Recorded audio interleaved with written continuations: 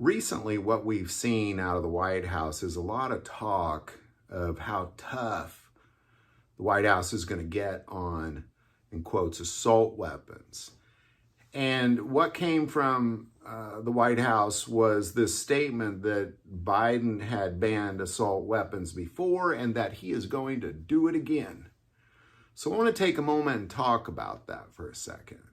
Number one, did he ban assault weapons before? Well, yes and no.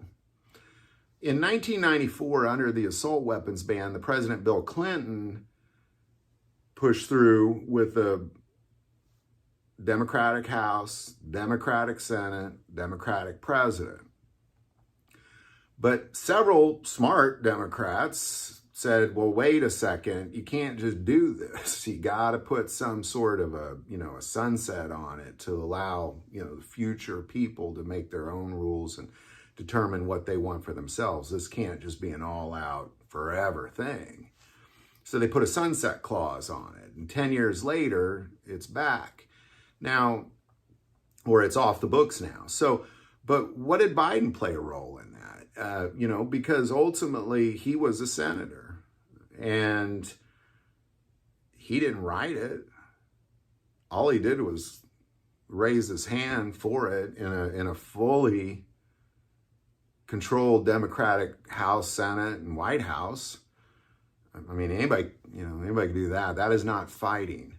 That is not going up against the Constitution. I mean, it is going up against the Constitution, but it's not like he's leading this effort or he thought it through or it was his power that made it happen or his resilience that did this thing. No, he just raised his hand.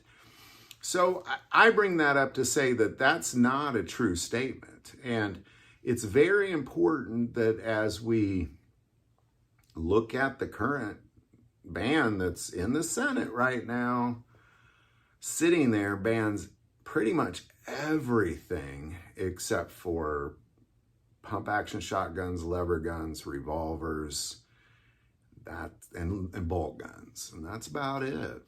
Everything else, and rimfire, but everything else banned under this thing that went through the House and is now sitting in the Senate, and the White House is going to sign it.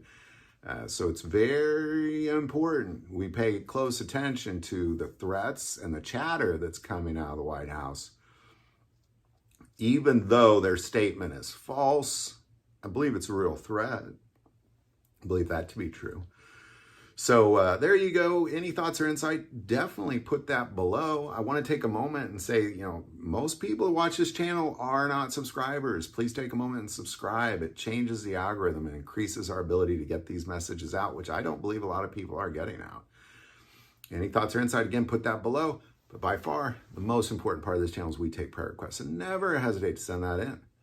Thank you for watching this episode of God, Family, and Guns. And as always, love God, love your family, and love guns.